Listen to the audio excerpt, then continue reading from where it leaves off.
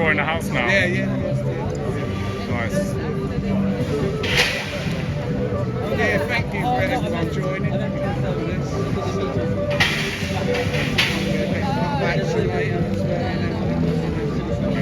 Who knows? Louis always up for achievement. We know Louis. She's got some wine here. She's got Yeah. and then after move on to some red wine. Oh, I don't drink it.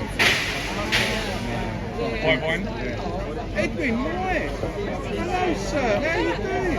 We're just setting up the live broadcast. I ain't seen you for ages, man. I hope you well. No. That's it. Hey, phone. Hello, man.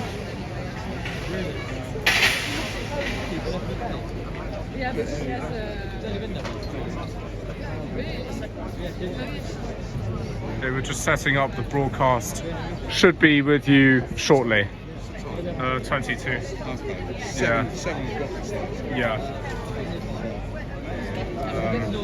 Everything on here. John, would you mind shining the light, please? Yeah. Appreciate it, just so I can see. If there's anything. Testing one, test one, 1, 2, mic check. Hello. Check in a minute. Good.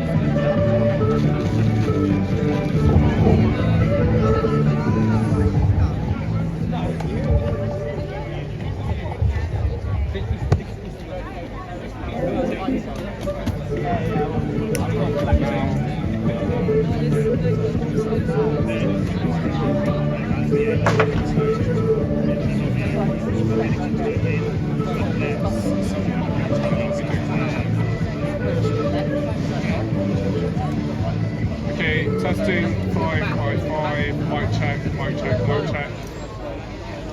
Appreciate that. What I'm going to do, plug this in.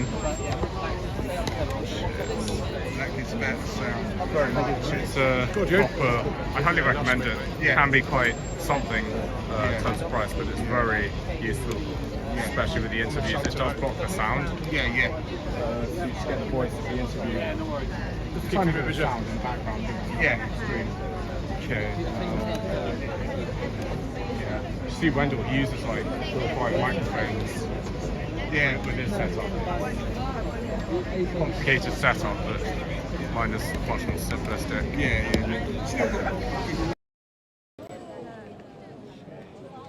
Testing mic, so if you don't mind putting one in the live chat, if you can hear me 5x5 properly, thank you very much, that'd be much appreciated. Cheers.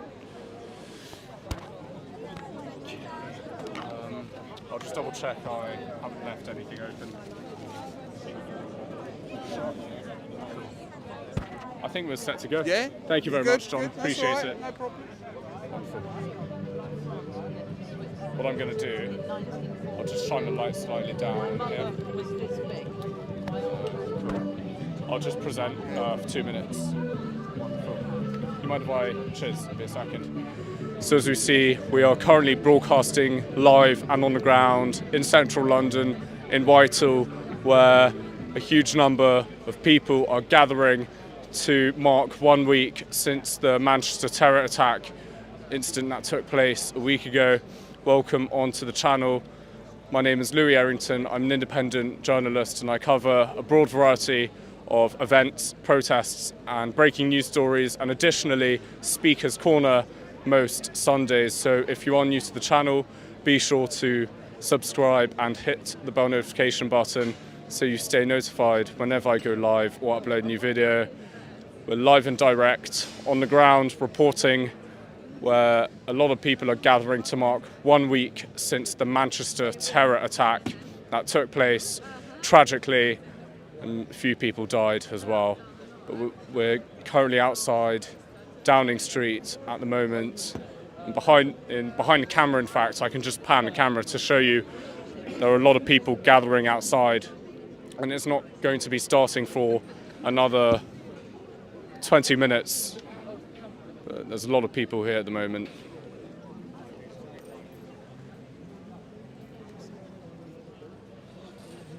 This is where the stage is, as we see.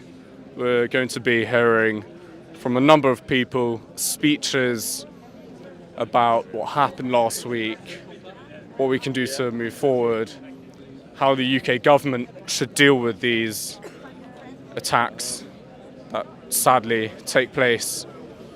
And also there's been a rise of anti-Semitism as well in many years. So I'll be discussing a lot of things on the stage here in Whitehall in central London. Thank you for tuning in.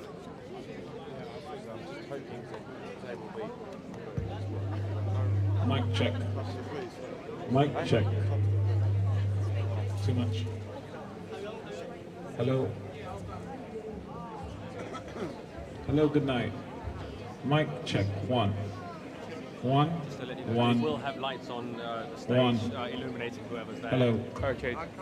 So How you doing? as and when that Mic comes check. on, One. if you could do us the favour to Yep. kill your lights when that goes on. Mic check. Thank you very One. much. One. One. Nice. Thanks. Free lighting. I've got a tug from the old Will on the Hello. way. How Hello. are you? Right. Hi. How you doing? Microphone check. One. Two. The pally sticker. One. Remember that pally sticker? Mic check. Oh, One. you accidentally had it. I had it on there. He thought you were part of it. Mic check. One. The rest of One. it was awful. One. So I was Two. filming it as I put the van. I was walking away. Hello. Oh, you come back. I will shift back and forth. He accidentally thought you were. He thought I was one of them. Hello. Hello. That's so funny. Hello. I'm just going to pan the camera. Microphone check. One. We can hear you. I prefer cash. Hello.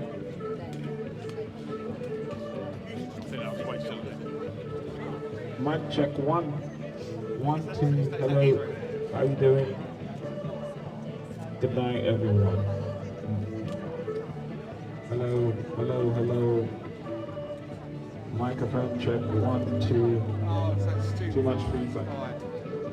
One. Two. One. One. Two. One. One.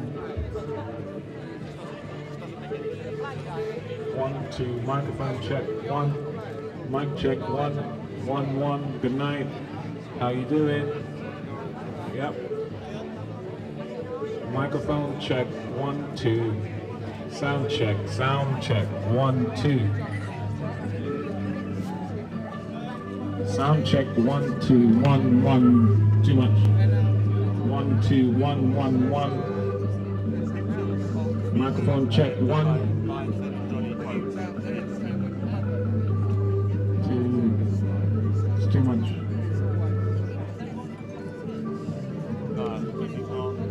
Microphone check.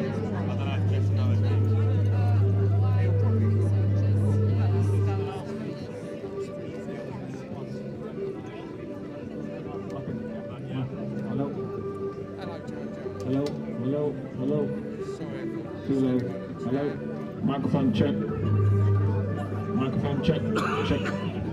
Microphone check. One, two. Hello. Good night.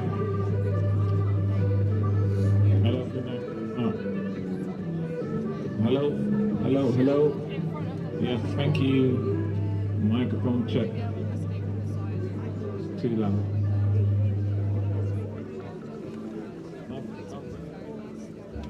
We have a good spot here as well. Yeah. It's good we arrived early. Yeah. Always good to. Now I'm trying my best to arrive early. Sorry, people. We're awake. Yeah. We are now. Mini jump scare. Yeah.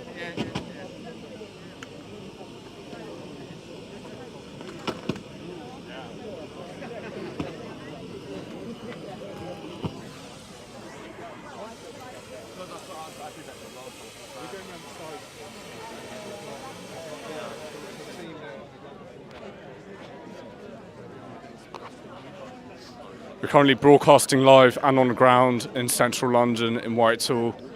There are a lot of people gathering at the moment, and this should be starting fairly shortly. As we see, crowds are currently gathering, and they're here to mark 1 week since the tragic Manchester attack.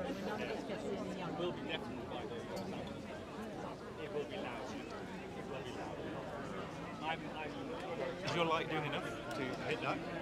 Yeah. Is it? should be. Well, apparently they're going to turn on their own lights, so it's going to be free lighting for me anyway. So I'll probably turn it off after. Short speakers.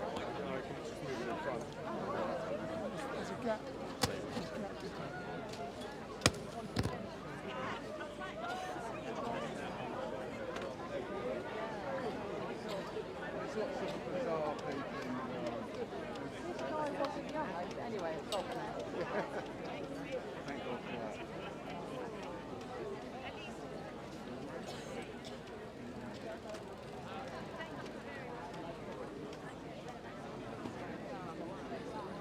Check it on that right now because I'm doing multi-stream to YouTube Who Next. you doing?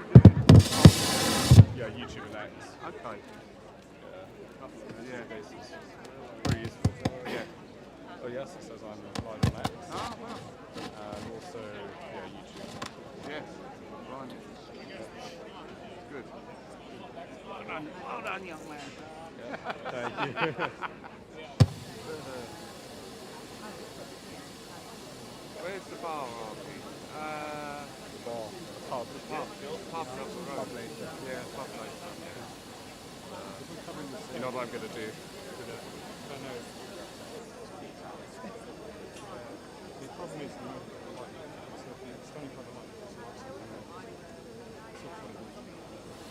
Bar later, yeah. You know, John Bob is turning up. Hey, Robert. How you doing, sir? Long time. I got my handy stool. Hello, mate. Yes. I might have to get one of them. I can send you the link. Yeah. Wendell gave it to me. Yeah. Or even just to buy one, they're only cheap. What's that? Oh, you seen the show me Oh, yeah, no, I've seen them. so I've seen a lot of useful. people with little step ladders as well. Yeah. I just tend to use stool to sit This is the down- one that sit you down just on. fall down. Yeah. Check. I wouldn't want to stand on Microphone here, I check. might crush it. Break Microphone check 1 2. Special the master 1 maths. 2. Microphone check 1 2. Can you all hear me? 1 2 1 1 1. Yep. All good. Microphone check. Sound check 1. There's going to be a lot of speeches from various people. Sound check 1 2. Sound check 1. Sound check 1. Sound check 1. 1 2. Microphone check 1 2. That's good. How you doing? Microphone check 1 2 1 2. Good night. Hello, how you doing? 1 2 1. Microphone check 1. 1 on the mic. Microphone check 1 1 1. Sound check. Sound level check. Just doing the sound check. Yep. Mic check 1. Sound check 1 2. 6 minutes. Sounding good. Microphone check 1 2.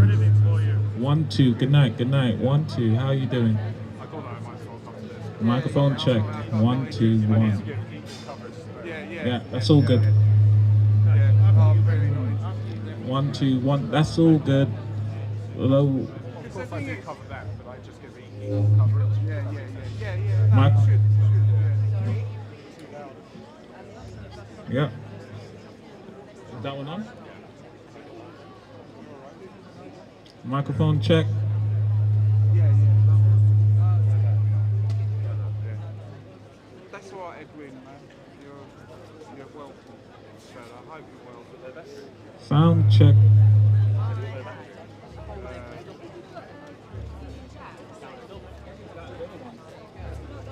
Sound.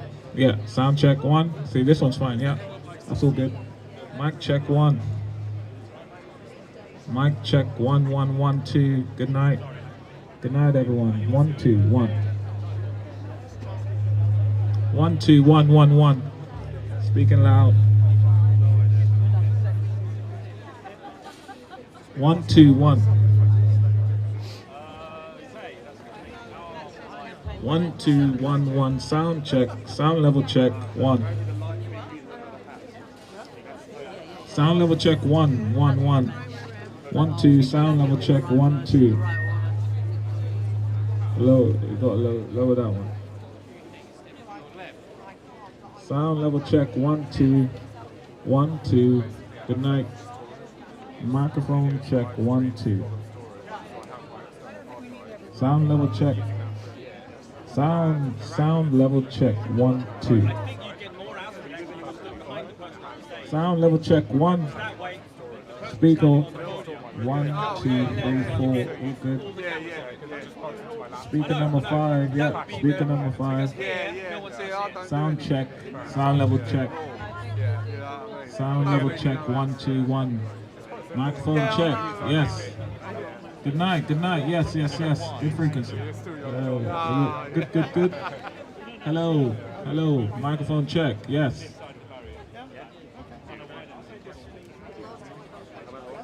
Yeah. Sound level check. Sound level check. Good night. Good night. Good night. Good night, everyone. Sound level check. Microphone check. And I think we're all good. Yeah.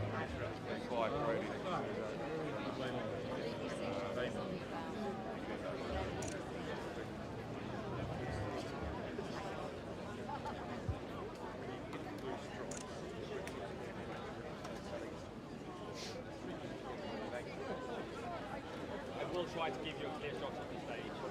I will try to keep it.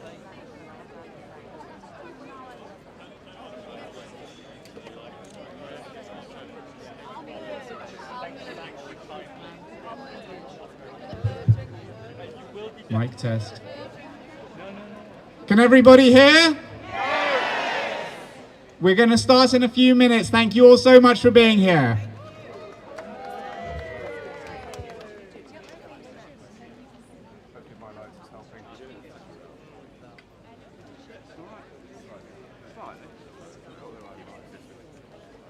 Full beam it for now.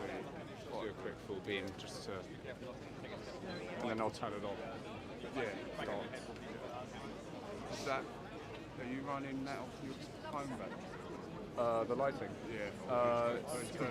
It's a separate one. Okay. So it's off this thing on top of my camera, and then the phone is just separate. Yeah, And then yeah. it's got the chargers in case. Yeah. I'm really happy it's not buffering because yesterday in Whitechapel the internet was not good. Yeah. There was bad connection in Whitechapel. Yeah. Here it's crystal clear. Yeah. Are you alright? Enjoy. Yeah. I'm just at the campaign Same. for anti-Semitism. Except for really big protests. with Oh, tractors, yeah. 100,000. Enjoy. Sorry, I'm in your way. No, it's all right. No, it's, you know, the weekend.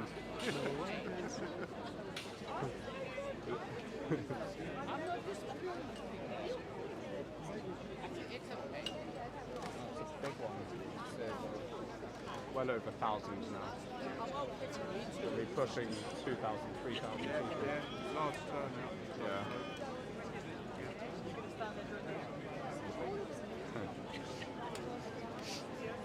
One of our streamers here.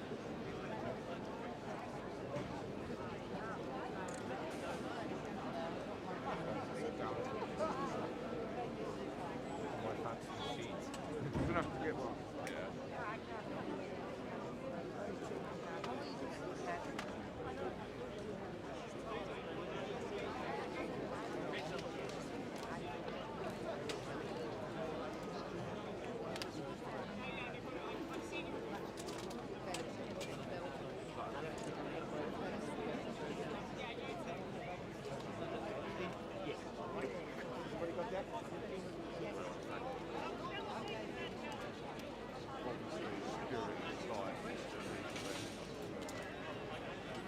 There was a few colours. Might not work that now.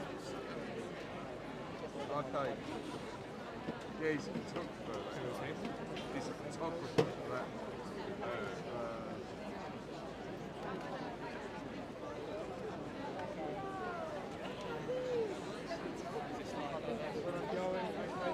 I've had some maps with me trying to take my photos. He's a photographer. He's trying to get a clear shot. He is a protest. He goes under the guise of a photographer. Yeah. Roy's mate. Surprise me. Yeah, no, not him. They've had a little something on me. Is he nice? I don't know. I did have a laugh at him in the end.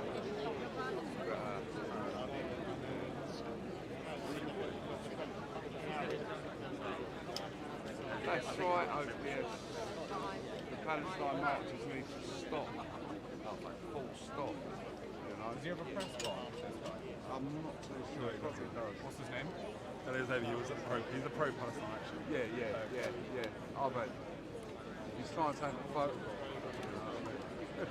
I'll get moving. I got a longer video of the police speaking to him. I got that moving him on. Hear that? Who is that? Something's happening. No. them go, Just, they're just saying let them go. There's a pro-Palestinian.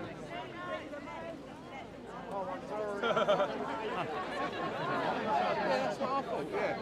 Wait, Bring them home. are they counter-protesters? No, I don't think they are. Oh, okay. I don't think take it back. They're on your counter. I thought they were counter.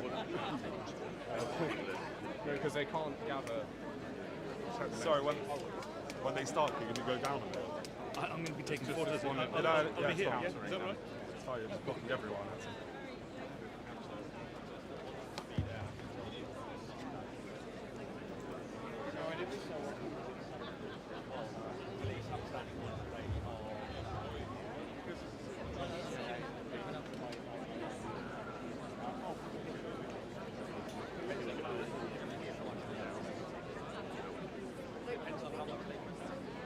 But they have been banned.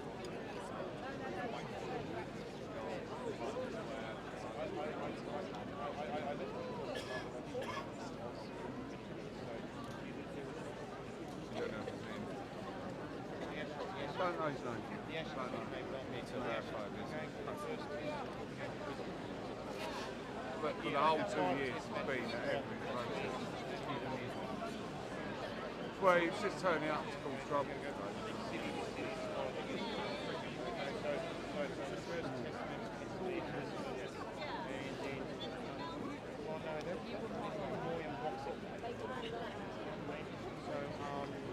Then you do want to boost things up to your Britain.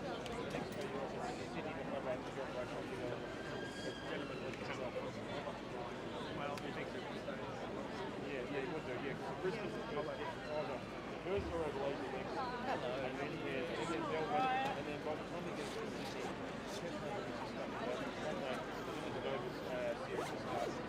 it's already been decided.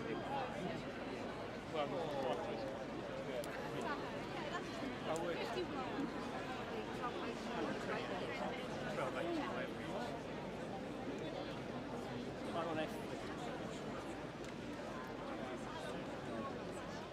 I think So you've got them 1-0, Robert. Who are you losing to at the moment?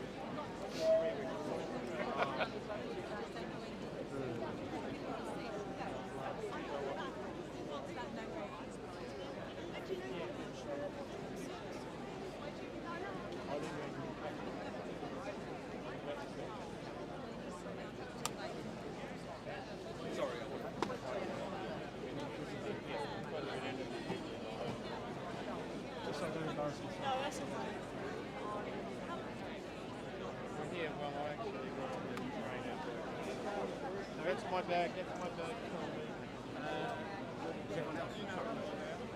Oh, I'm teasing you, Robert. I'm joking.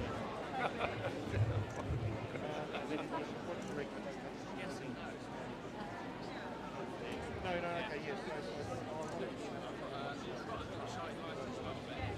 Hey!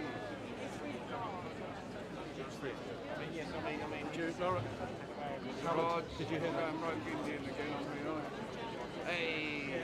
LCE, man. Hope you're well, man. see, I like it.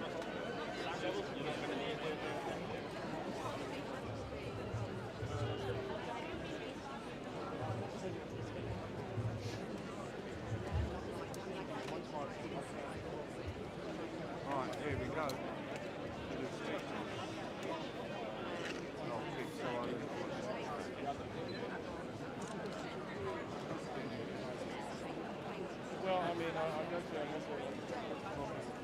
We're going to be starting in a moment.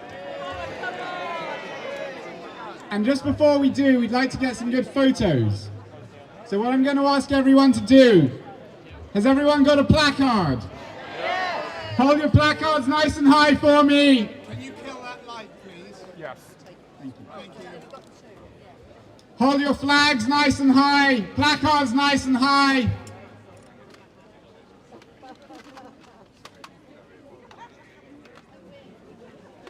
Sorry, I'm not doing anything. It's the wind.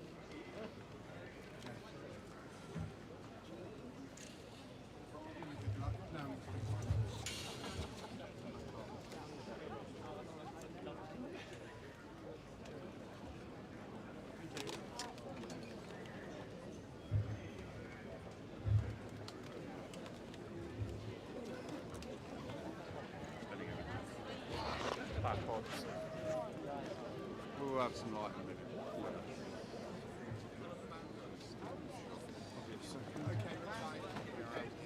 Yes, perfect.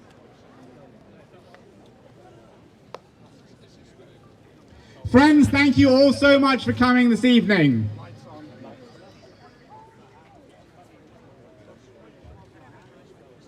It is a very sad, sad fact that we have to be here tonight.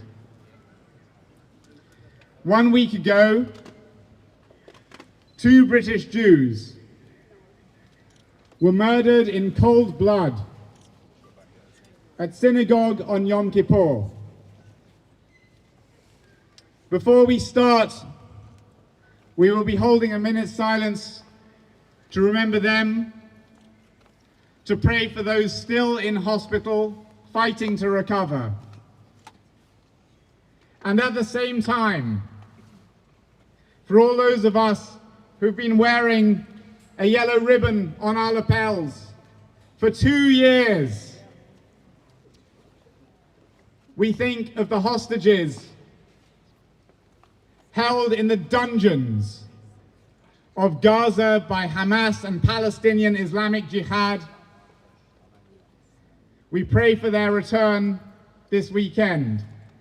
And we remember those slain, murdered, tortured and raped on October 7th, 2023, in the worst anti-Semitic massacre since the Holocaust. Please join me in a moment's silence.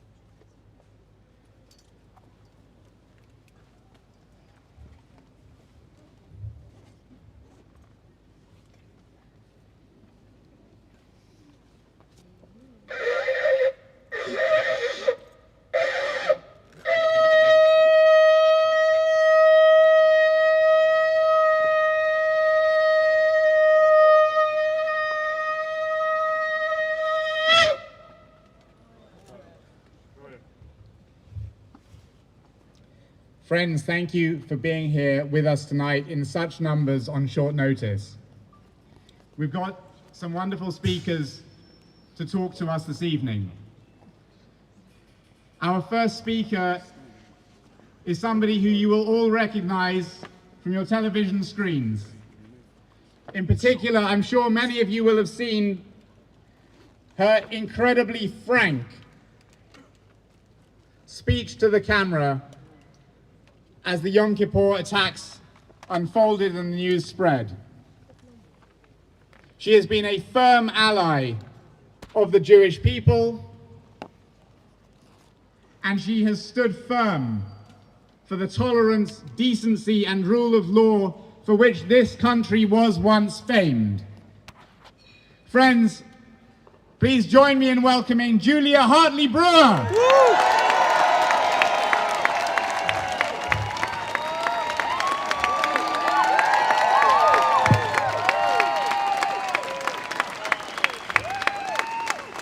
A very, very good evening. I think it feels like the right thing to say, although I wish we thought I had the microphone. A very, very good evening, I think.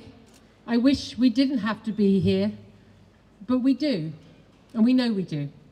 I don't think any of us dared to dream that tonight we could be just days away from the last remaining hostages in Gaza being freed and home with their families, but we can dare to dream now. But whatever happens in the next few days, weeks, months, or even years in the Middle East, we need to deal with what is happening right now, right here in Britain as well. Because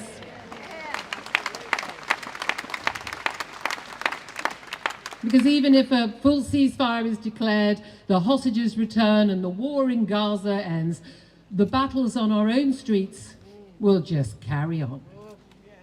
The never-ending marches by the pro-Palestinian activists won't just suddenly stop. They've already said they will go ahead on Saturday with no end in sight.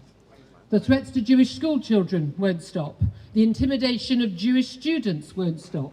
The attacks on Jewish businesses won't stop. They won't go away. And we can never be sure there won't be another deadly terror attack on Jewish worshippers in a synagogue. And we all know why. Because none of this is actually about the people of Gaza. Because the organizations and the people behind these things and doing these things, cheering them on, aren't pro-Palestine. They aren't pro-anything. They're anti-Israel and, yes, anti-Jew.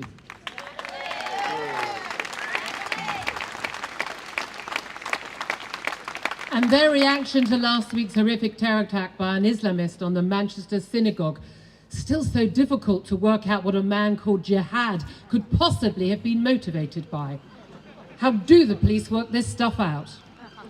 But their reaction to that terror attack on the Manchester synagogue told us everything we needed to know. They said the quiet bit out loud. Instead of grieving like the rest of us, instead of being horrified like normal people with normal hearts, they danced in the streets and waved flags in railway stations. And their reaction to the past 24 hours to the Trump peace plan being agreed, well, phase one only, has given the game away even more. They don't want peace. They want war on Israel. They want war on the West, and they won't want war on Jews. But don't worry, I'm not a Jew, but they're coming for all of us eventually. And why do they think they can be so unashamed, so open about this on our streets, with their swastika-adorned Stars of David, with their celebration of the October 7th terror attack and last week's synagogue attack? Because of the man who lives in that street there.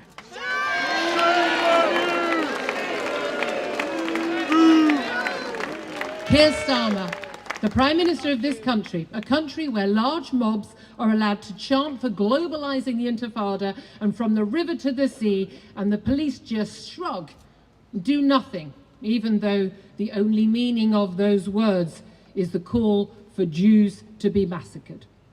Where Jewish students at our universities are hounded by pro-Palestinian protesters in their mosques and cafes on their own campuses. Where Jewish children are told, my area in North London, don't wear your kippah, don't wear your school blazer in case you might get attacked on your way to school. Where every single synagogue in this country in the 21st century has to have security guards outside. Where an NHS doctor can post celebrations of the worst massacre of Jews since the Holocaust on her social media openly, and the General Medical Council just call it free speech.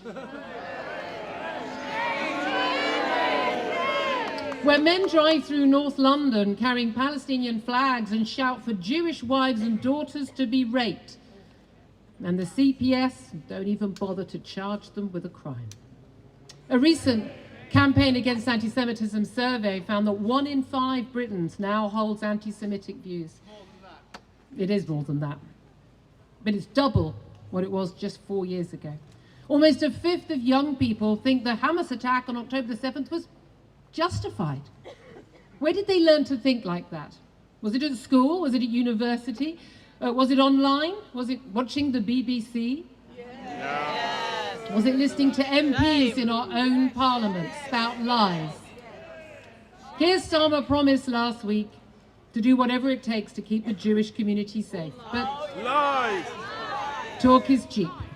And his words, I'm afraid, have been proved to be worth nothing. How can we believe a man who rewards the October the 7th terrorists with recognition of a Palestinian state without even asking Hamas to release their hostages first?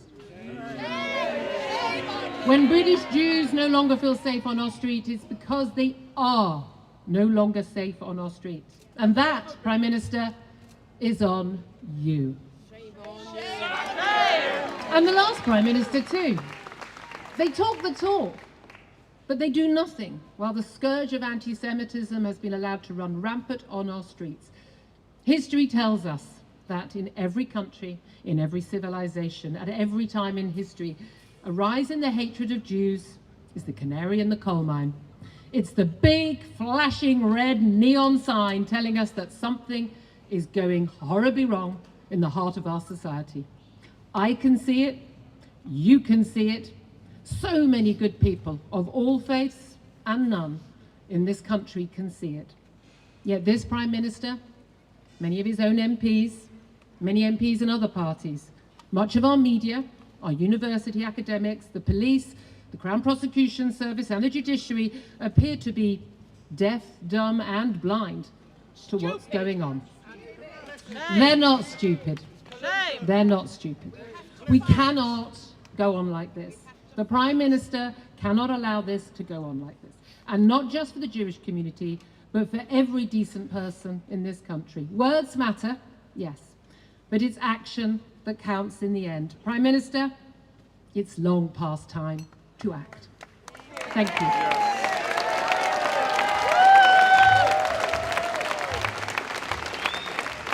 Julia Hartley-Brewer! Thank you, Julia!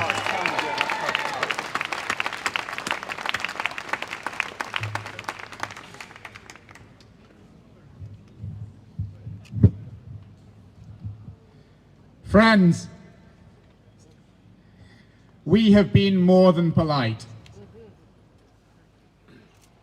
The British Jewish community and firm allies like Julia, who we just heard from, we have been more than polite. Campaign Against Anti-Semitism started in 2014 because of two-tier policing, because of appeasement of hate marches that were happening even then.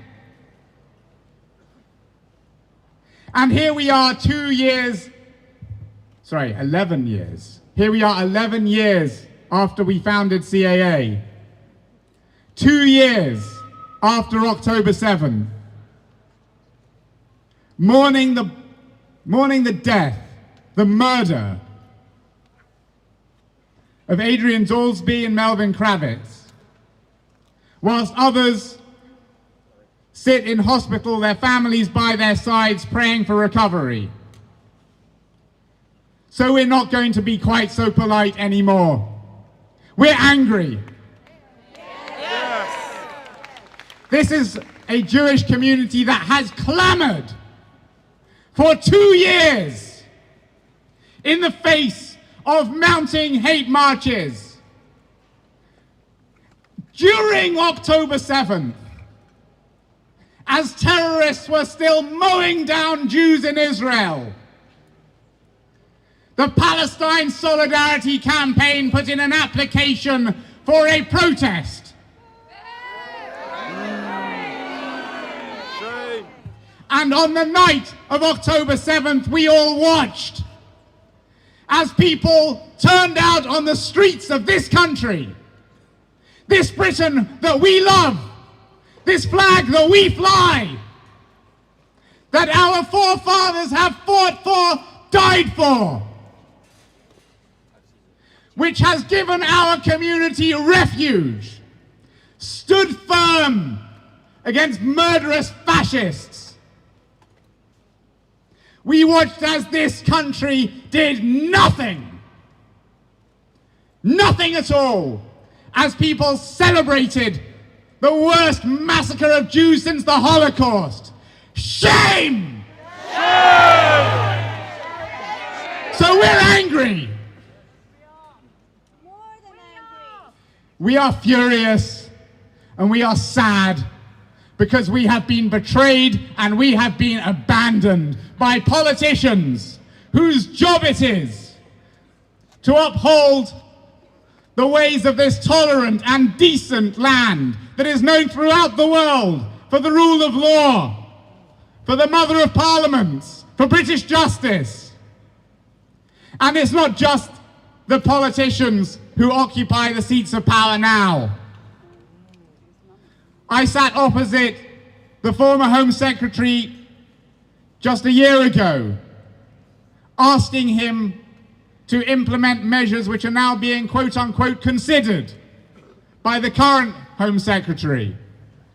Why has it taken the murder of British Jews for our politicians to start to pay attention?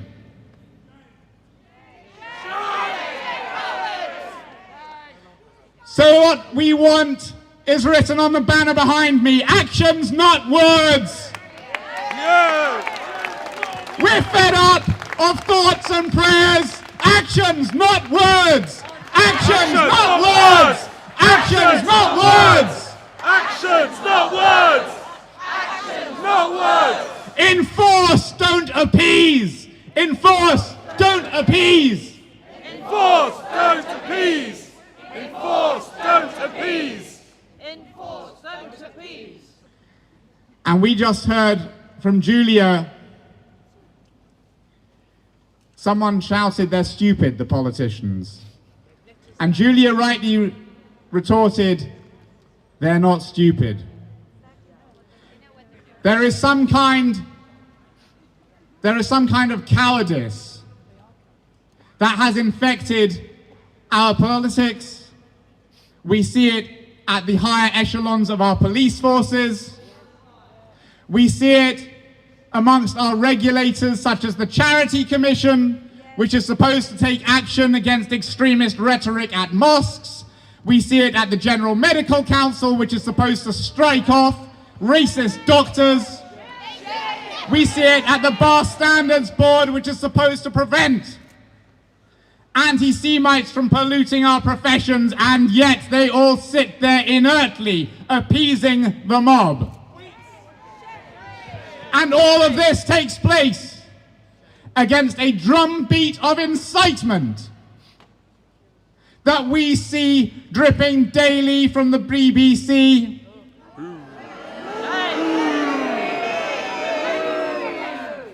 We see it witnessed by our students on campuses who are now afraid to tell their fellow progressive, justice-obsessed students that they are Jews. Why? Because so many of our young people are now infected with anti-Semitism. 40% of 18 to 24-year-olds now hold 4 or more anti-Semitic views, and you would have thought that when people march on our streets calling to globalize the Intifada, someone would have twigged that it wouldn't be too long before there were Jews dead in pools of blood outside a synagogue. They could have been any of us. They were any of us.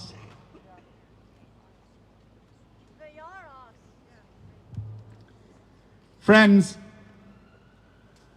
what an absolute stain on this country's reputation it is that 2 years after October 7th, as Jews lay murdered on the ground, this country and its police forces and its politicians pleaded with the mobs on the streets.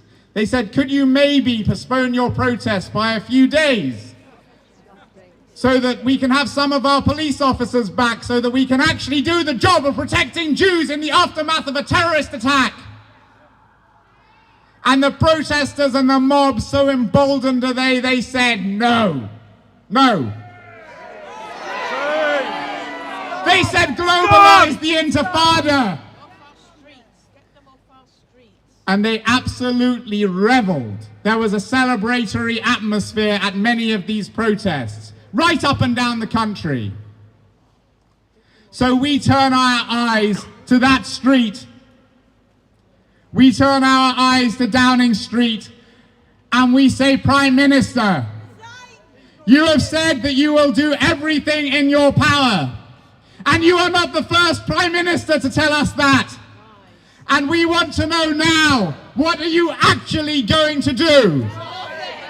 And I wish the Prime Minister were here to tell you. I wish that there were a minister here to tell you, and I wish it because I had the opportunity to ask him to his face. When he turned up at synagogue on Saturday, I said, Prime Minister, will you send someone to tell the Jewish community on Thursday night outside your house what everything in your power actually means? He asked me to contact his office, and I did. They're still looking into it.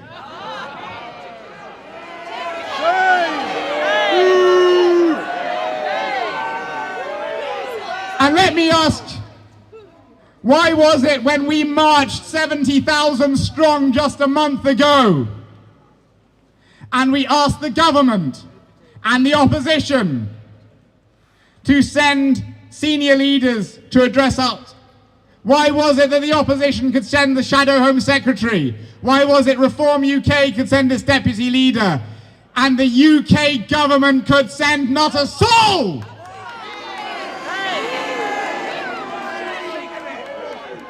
Why was it that when we marched 70,000 strong, only certain friends in the media even covered the demonstration?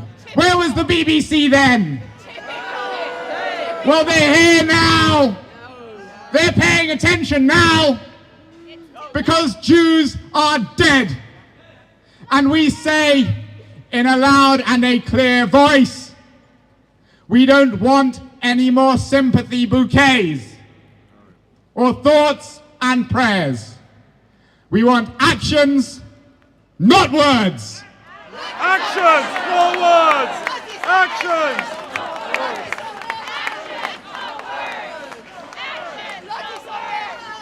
Friends, I spoke of friends in the media, and we've just heard from Julia. I'd like to introduce you to somebody whom to many of you is probably a hero. The publication where you can read Camilla Tominey's work, The Telegraph, has been firmly calling out anti-Semitism, the growing extremism and radicalism in our country. You've heard her on the Daily Tea, The Telegraph's podcast, and you have seen her on GB News. Friends, it is a great honor to talk to us about some of the incitement that's been going on, our friend Camilla Tominey!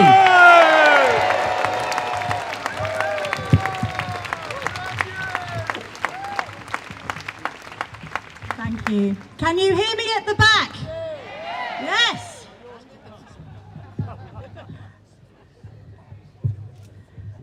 There we are. Ladies and gentlemen, my Jewish friends, I stand before you today not just as a journalist, but as a wife, as a mother, as the stepdaughter of a Jew whose mother was an Auschwitz survivor. I stand beside you today as an ally.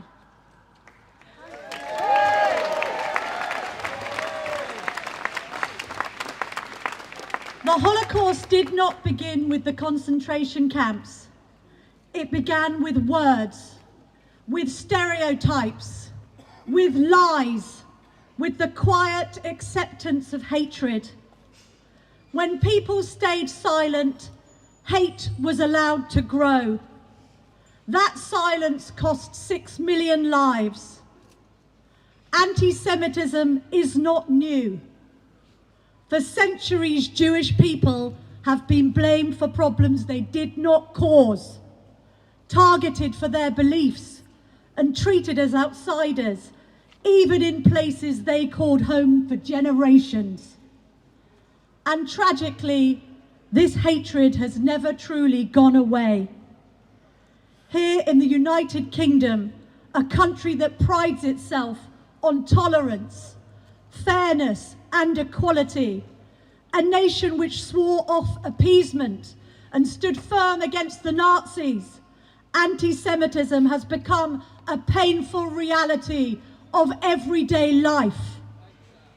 Reports of anti-Semitic incidents, from vandalism and online abuse to physical attacks, have risen sharply. Jewish schools, synagogues and community centres now need around-the-clock security. Jewish people, our neighbours, our colleagues and our friends have to think twice before wearing a Star of David or attending a public event like this one this evening. Since October the 7th, anti-Semitism has become so normalised that even the murder of 2 innocent Jewish worshippers at the Heaton Park Synagogue in Manchester last week was not enough to stop anti-Jewish hatred being spouted on our streets. Ladies and gentlemen, I say to you this evening, this is not the Britain we want to see. No. Stopping anti-Semitism is not just about protecting one community. It's about protecting the very values that hold our society together. When anti-Semitism spreads unchecked, it erodes trust, divides communities, and casualises prejudice. And history, both past and very recent, has taught us in the darkest ways you can imagine where that road can lead. We cannot make this mistake again. Ladies and gentlemen, the media does have a crucial role to play. Unlike those on social media who make cruel jokes about Jews, spread conspiracy theories online, or defend anti-Jewish hatred as just an opinion, organisations like the ones I work for, The Telegraph and GB News, have an obligation to separate fact from fiction. Yes! Every single time we see discrimination, we must challenge it loudly, proudly, consistently. Sadly, not all of the media has stood shoulder to shoulder with the Jewish community. Since October the 7th, we have seen misreporting and disinformation spread not by online trolls, but by our national broadcaster. The BBC, which still refuses to describe Hamas as terrorists, has platformed those linked to its murderous regime. It has broadcast hate from the Glastonbury stage when it wrongly reported an attack on Orthodox Jews inside a bus on Oxford Street. It was too slow to correct the record. There have been repeated complaints about a lack of impartiality in its reporting of events in the Middle East. In August 2024, it was accused of, and I quote, systemic problems of anti-Semitism and bias in a letter signed by more than 200 people, including Jewish BBC staff. Some employees have even been found to have made explicitly anti-Semitic comments. This week, the BBC was again forced to apologise after referring to Hamas's murderous attack on Israelis as an escalation on the second anniversary of a massacre that left more than 1,200 people dead. Ladies and gentlemen, this is not the Britain we want to be. With the Gaza ceasefire due to begin tonight and the remaining hostages due to be released this weekend, the media must now shift its focus from events thousands of miles away to the raging radicalization here at home. Yes. There is no time to waste. It must do this urgently before more innocent lives are lost. It behoves us to report, without fear or favour, the Islamic extremism that has taken root in some parts of the country, that has been that has been ignored by successive governments for far too long in the interests of political correctness.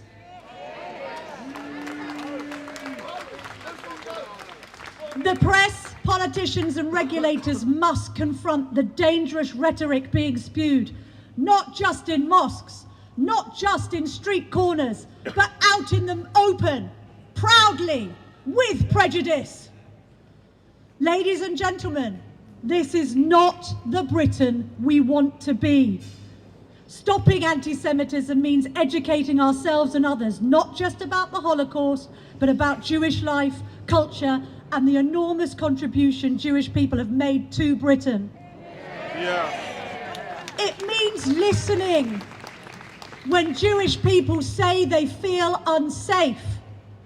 It means ensuring that never again is not just a phase we repeat each January on Holocaust Memorial Day, but a promise we live by every single day. And yet the very seats of learning that supposedly produce our brightest and best have become hotbeds of anti-Semitism. King's College London, whose notable alumni include those with Jewish heritage, such as the philosopher Alain de Botton, the Nobel Prize-winning chemist Michael Levitt, the literary scholar and suffragette Edith Morley, held a protest on campus just hours after Adrian Dorby and Melvin Kravitz had been killed. These ignorant students, and that's what they are, you have to pay a lot to get that ill-educated. And all those calling for a global intifada and chanting from the river to the sea, they need to be taught a serious lesson. Arrest them. Not just in history, but basic humanity. Look it up! Our universities should be centres of excellence, not agents of Hamas propaganda masquerading as progressiveness. I say again, ladies and gentlemen, this is not the Britain we want to be. Anti-Semitism is not a Jewish problem. It has become a very British problem. Because when hate takes roots in one corner of society, it threatens the safety and dignity of us all. So let us choose a better path. Let us choose the British path. Let us be the generation that stands firm against prejudice, not with slogans and hashtags alone, but with real courage, real compassion, and most importantly, real action. Because a Britain that is free from anti-Semitism is not just safer for Jewish people. It is a Britain that is true to itself. It is a Britain that is true to its values. It is a Britain that is true to its people. We stand with you tonight and always. Thank you. Woo!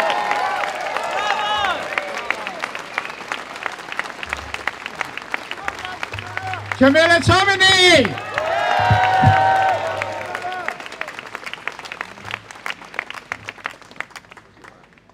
Friends, I'm going to ask a friend of Adrian Daulsby to speak to us for a moment. And when he finishes speaking, I'm just going to ask if there are press photographers who want to come up on stage for a moment and get some extra pictures of the crowd before our final speaker. Then please just make your way around to the back here, make your way known to the security person, and we will bring you up here.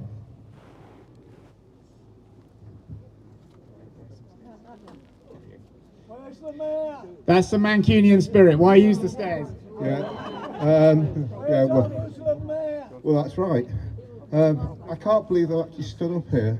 I'm 73 years of age. I originally come from Manchester. Yeah, I come from Manchester. I was brought up in Prestwich, which is very close to. Yeah, Heaton Park Synagogue was my synagogue. I was bar mitzvahed there. I got married there. My daughter got married there. But Adrian Dolby and his parents and my parents were best friends or great friends. Adrian was a friend of mine. I can't believe it's happened. It's impacted upon my whole family. And they don't, sorry, I can't use my language. They don't care. And that man in there, his words, and then he said, who did he send to come down here? His Deputy Prime Minister. Good job I wasn't there. And all I'm saying is, we have to do something about it. We can't stand back anymore. And I'm also proud to be British. My father served in the British Army. He was conscripted in 1939. He was a prisoner of war for 3 years. He was on the long march back from East Europe. I can't believe it's happened, and I don't know what to say anymore, but thank you for listening to me. Thank you. Melvin, thank you very much for speaking with us. You know, I think it's very important. You know what? Thank you, Melvin. Let's hear it for Melvin, please. It takes guts to do what Melvin just did. Thank you, Melvin. And I wanted you to hear from Melvin because when we talk about British Jews, who are we talking about? Us. We're talking about us. We're talking about regular people. People whose family, like Melvin's, has fought for this country. People who've grown up here. When we see Heaton Park Synagogue on the news, it's a place where people went to pray, went for bar mitzvahs, went to celebrate the birth of children, for marriages, to share commiserations after death. So when we talk about British Jews being under attack, we're not talking about the malevolent, all-powerful Jewish conspiracy that people out there want us to believe exists. We're talking about regular people trying to live their lives and being failed repeatedly by the very institutions that are supposed to be here to protect us.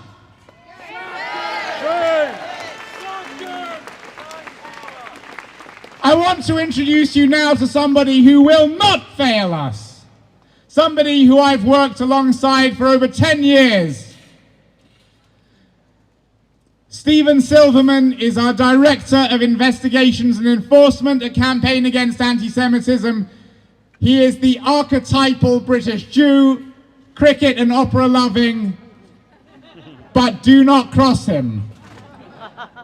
Because Stephen is behind all of the work that has been going on for over a decade now, to make sure that we privately prosecute, to make sure that we bring judicial review, to make sure that we hold police forces to account, to make sure that anti-Semitic doctors get their comeuppance.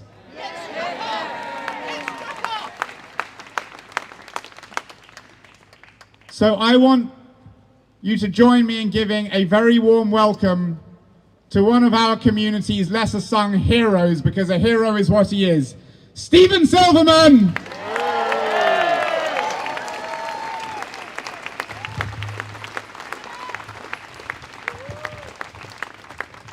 Well, I was only told I was doing this a relatively short while ago, so I'll be finding out what I'm going to say around about the same time as you are. The last 2 years have been an awful stain, an ignominious stain on this great country of ours that we love so much. And successive governments, industry regulators, the criminal justice system, our universities, and yes, I'll say it again, our national broadcaster, whatever they tell themselves, however they make themselves try to feel better about it, they are all complicit in where we have arrived at today. You can draw a straight line from the prevarication, the indifference, the inertia, the gaslighting to the events of a week ago in Manchester. Every single one of them should be hanging their heads in shame. They have all failed to act when they could have acted. I was particularly struck by the address that the Prime Minister gave in the immediate aftermath of the horror of last Thursday. He said, anti-Semitism is rising. If he came out here now, I would have one question for him. Have you not been paying attention? Anti-Semitism had already risen 7 or 8 years ago when he was sitting on Jeremy Corbyn's front bench trying to install him in that house there. It now is a global pandemic. And we know what you have to do with pandemics. You have to act urgently. You have to act decisively, because they are notoriously difficult to expunge from the population. We have seen none of that. We have seen warm words.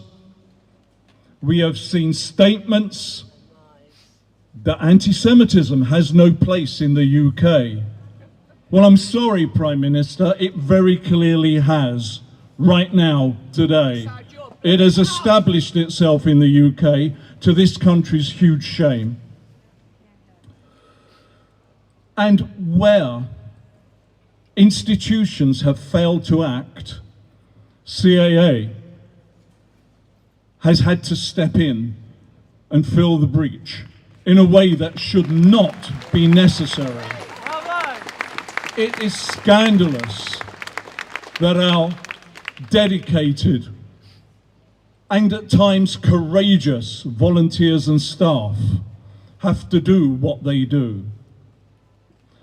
Sometimes it's the unglamorous, mundane work of writing carefully considered letters to venues that are going to host a problematic speaker, a performer who has called for death on the stage of Glastonbury, in order to ensure that they don't get a platform to repeat the same over and over again.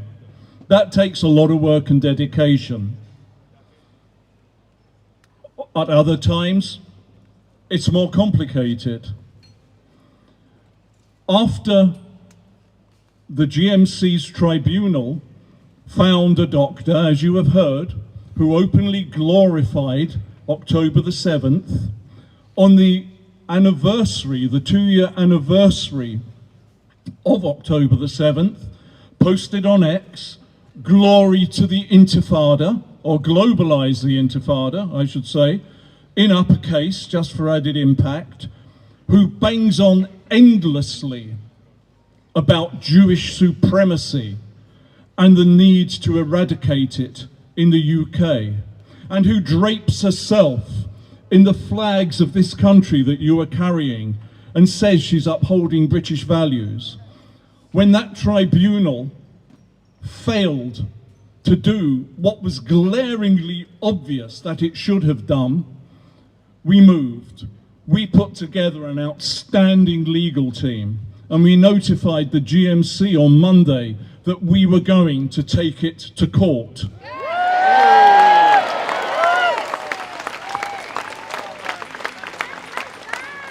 2 days later, it announced that it would be convening another tribunal that she would have to appear at. We hope for a better outcome this time. We don't necessarily expect it, but if we don't get it, we will take them to court. And there are other avenues open to us as well that I won't go into now, but we are absolutely going to take.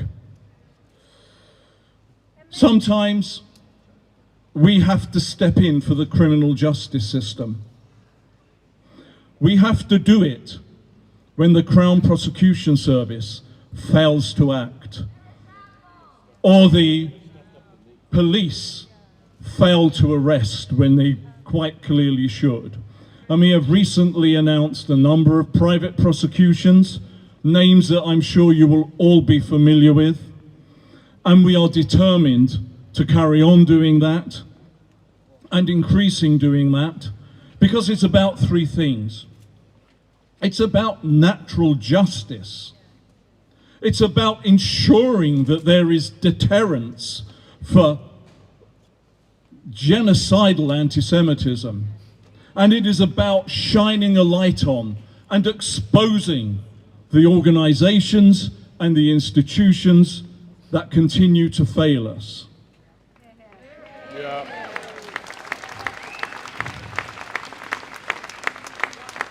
And my final words to you are this. As the organs of state, as the institutions, as our universities, as our regulators fail us day in, day out, Campaign Against Anti-Semitism staff and volunteers will continue the work doggedly and implacably of defending not only the Jewish community, but this country's values that we all rely on. Every single one of us, Jewish or not. Thank you. Stephen Silverman!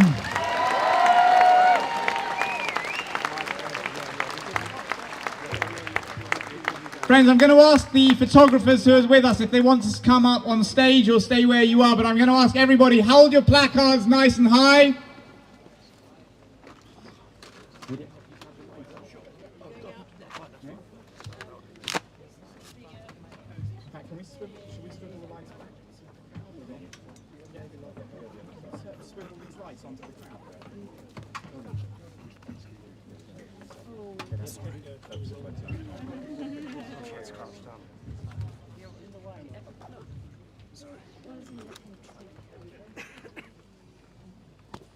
Actions, not words. Actions, not words. Words. Actions, not words.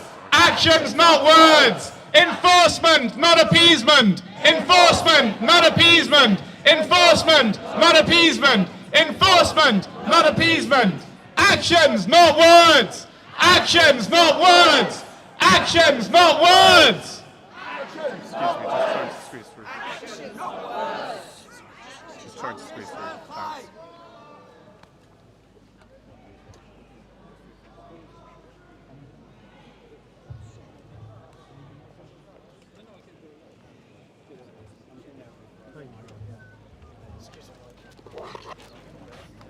Thanks.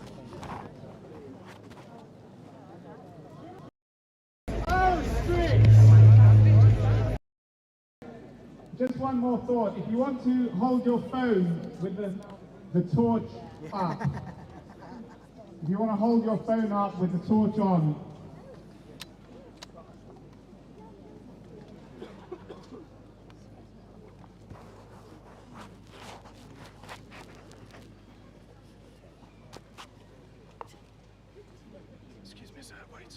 is that thing that always turns on when you don't want it, and then when you do want it, you can't find the button. Thank you very much. Cheers. Much appreciated. Thank you very much. Dodgy gate, but cheers. Thank you. Just squeeze through. And why don't you turn your phones and shine a light on Downing Street? If I can squeeze through here. Cheers, mate. because that's where we want the action to come from. That's where we need to hear the leadership from.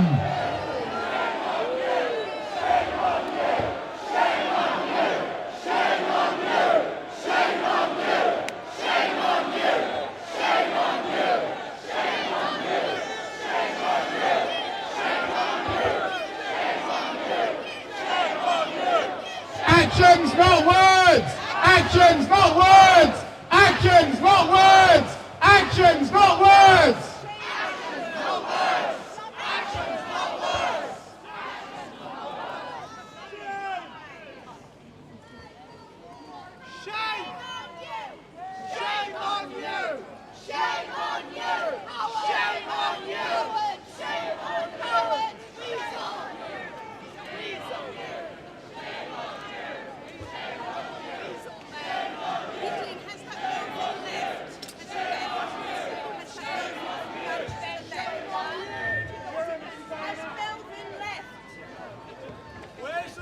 Thank you. Friends, I'm going to say a few last things.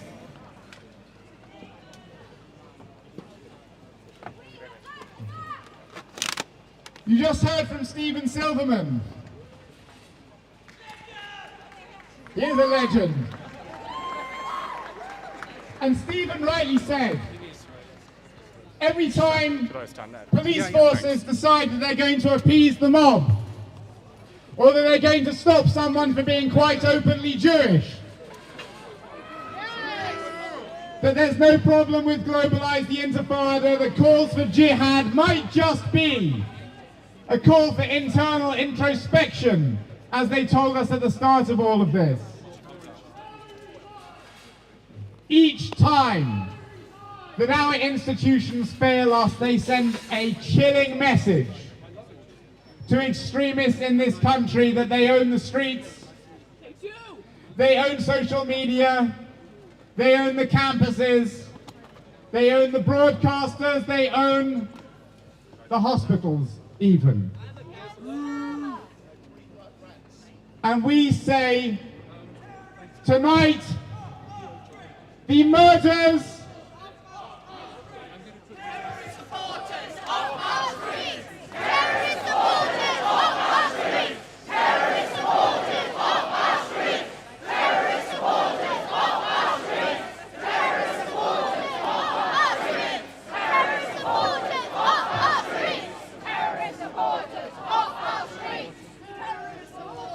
I want you to join me in imagining an alternative reality. I want you to imagine that just as they did after Southport, on October the 8th, our Prime Minister, Rishi Sunak, as it was then, stood with our then Home Secretary, stood with our then Police Commissioner, stood with all of the officers of the authorities of this country on the steps of Downing Street, in the shadow of that bell which is tolling now, not far from that Parliament. And they said, I want you all to listen carefully. This is Great Britain. We have stood firm before. We have stood against appeasement. We have stood against those who would murder Jews. And we will enforce the rule of law. But instead there has been appeasement. And that appeasement has made the murders in Manchester inevitable. And all those who have to enforce the law of this great land have blood on their hands.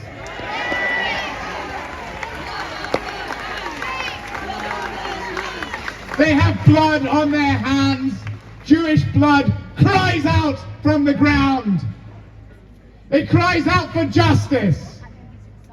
It cries out for this country to remember what it once was and what it must become again.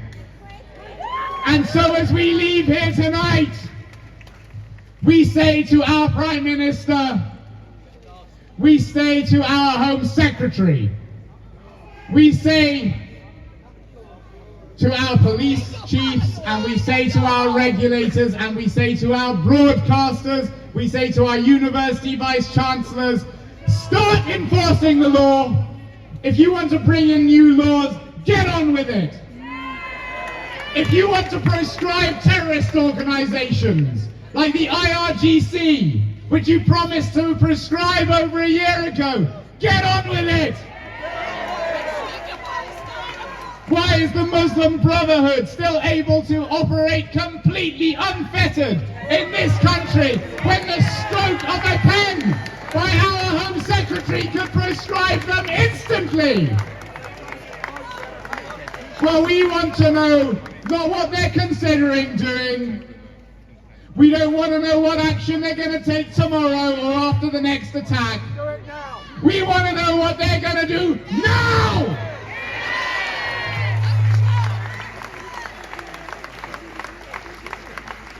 Thank you all for coming here tonight. It is 1 week after the Yom Kippur terrorist attack, and we will be back here if we need to. We want to know now from that place what is going to be done. Thank you for coming, friends.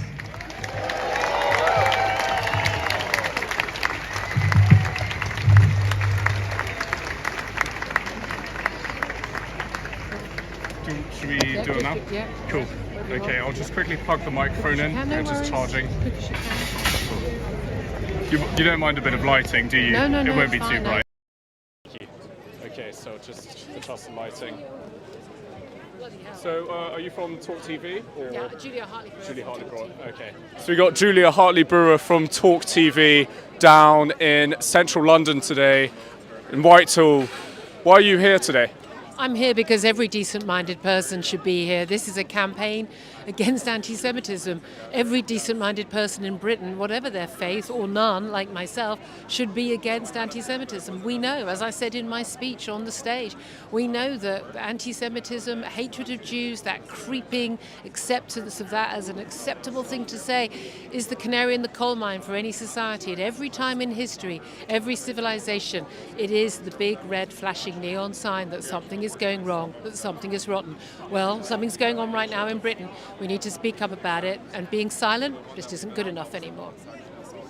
Do you think Keir Starmer is doing enough to combat anti-Semitism and prevent it all over the UK, or do you think he should do more to stop it? It's quite obvious that Keir Starmer isn't doing enough to combat anti-Semitism, because we had 2 Jewish men murdered in their synagogue only last week. So we know it's not enough. He talks the talk, but he doesn't walk the walk. So many people are blatantly on our streets, on our social media, in their workplaces, expressing outrageously disgusting anti-Semitic views, which if they spouted that about any other faith or any other skin colour, they would be arrested, they would be sacked, they would face criminal charges, and it doesn't happen. We know that there is not enough action, and the man who is in charge of making that happen lives in Downing Street, just over there, and he's not doing enough, no. And also we know that recently, a few days ago, there's been a lot of pro-Palestinian demonstrations, and they were chanting various stuff, such as the Intifada and all sorts. What are your thoughts on that? When we have people on the streets, often ignorance, wearing the tea towels, thinking they are cosplaying as a terrorist even, but when they shout, globalise the Intifada, and from the river to the sea, well, some of them don't even know which river and which sea, but they don't either know or they don't care that those slogans are basically about slaughtering Jews. And the reality is that the authorities, the police and the government and anyone paying attention should know what those slogans mean, and you shouldn't be allowed to say it on our streets. I'm a freedom of speech campaigner, but that freedom does not include incitement to hatred or violence, and that is happening on our streets, on our social media, every single day, every single week, and it's been happening for years, but particularly the last 2 years, and it has to stop. I'm going to have to go now. Julia, thank you very much. Good to meet you. Thank you.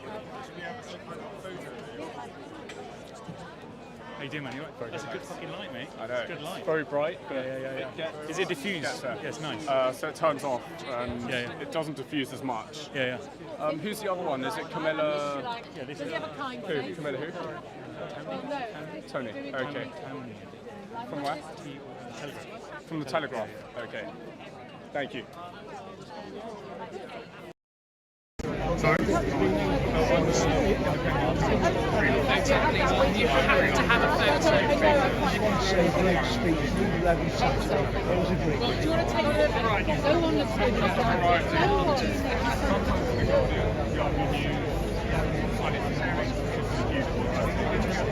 Sorry? There we go, I think. That's my eyes were shut on that one. Hang on, my eyes were shut. Okay. Yeah, I just need to plug this in, don't want to lose battery. Bloody iPhones are useless.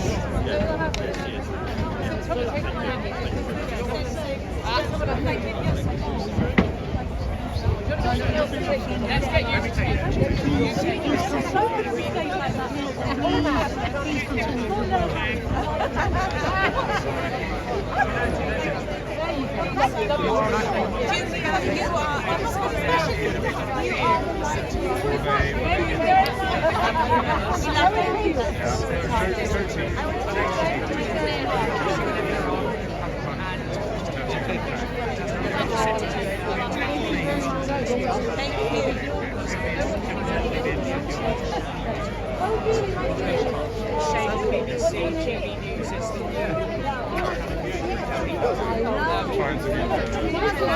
Let's see if this works. I'm going to turn off my video.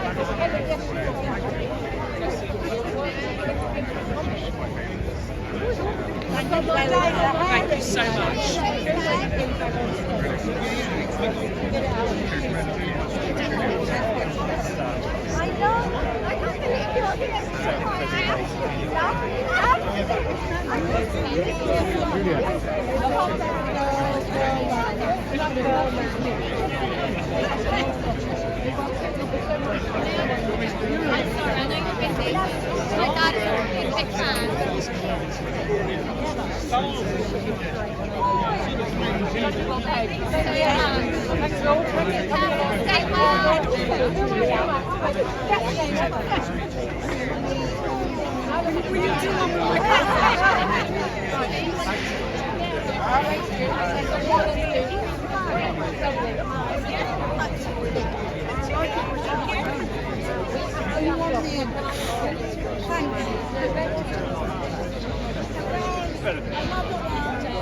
I live in LA, but they're brave. Why are you doing that? I'll fall in soon. No, seriously, please. I'm going to try and interview for the last interview. And then I'll end the live stream after the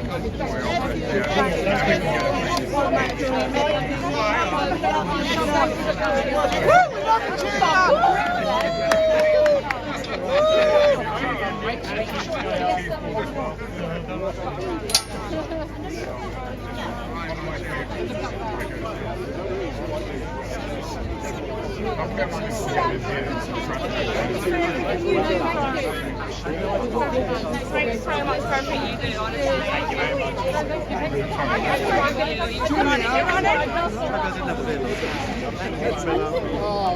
Words fail. I had no idea you had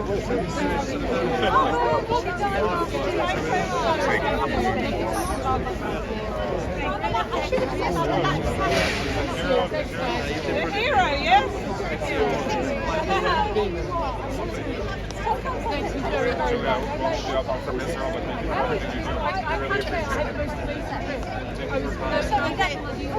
So many people I get my funny next to you. You're one of us. You're one of us. Hey. We do. You guys speak the same language. You have the same mentality. I'm going to make my way out. Thank you. Thank you. Thanks.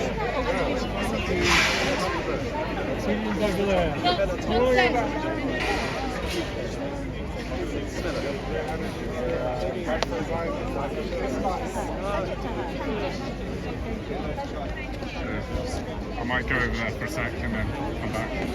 Cheers. Thank you very much. Appreciate it. John, something over there.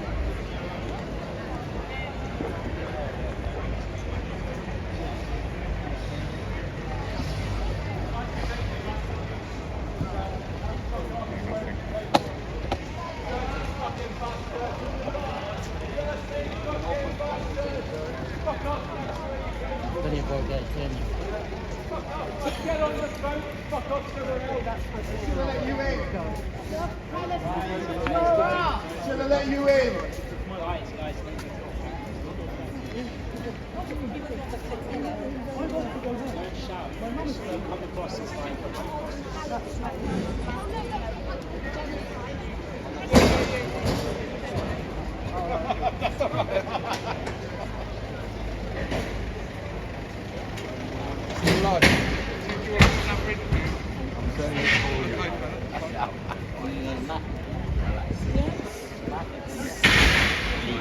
Do that wherever you want.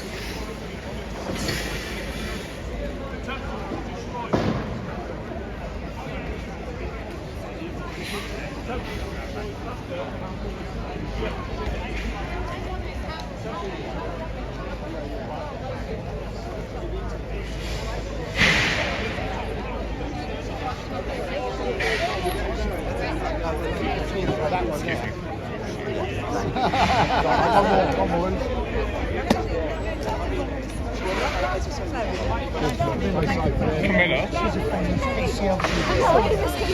Hello. Nice to meet you. How are you? I think I saw you in concert. Yeah, no, she's... King's College. Yeah. That's me.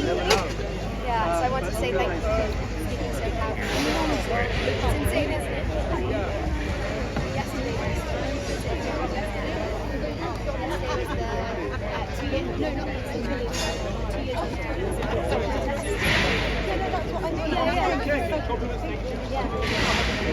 It's insane, and it's people who in my course, not my course, that one, like in my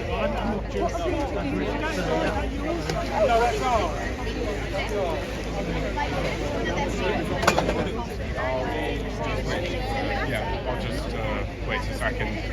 Yeah, just so, yeah.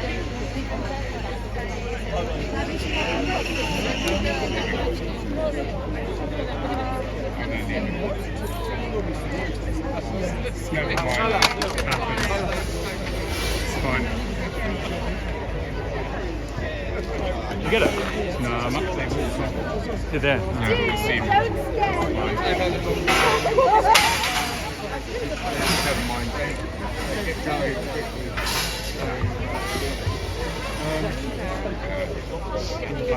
Yeah, decent method. Yeah, well, we've got all the street.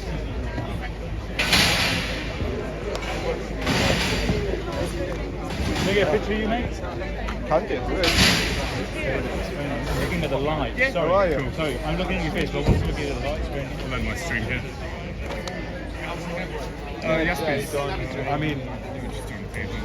In the way of the road. Oh, that was a shame.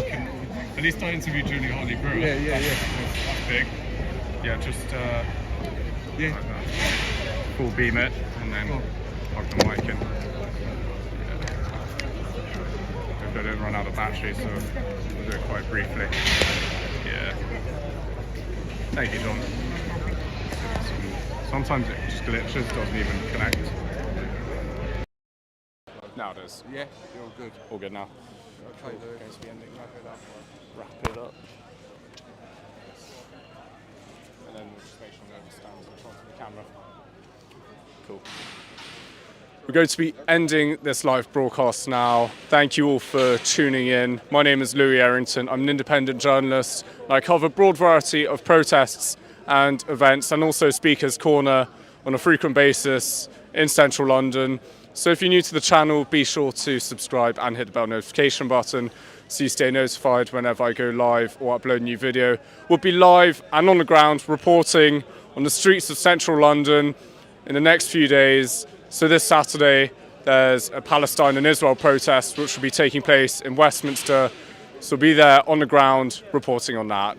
And there's many more stuff coming up in the diary. So be sure to tune into those streams. Thank you for tuning in and see you all on the next live broadcast. Have a lovely evening, everyone. Take care and goodbye.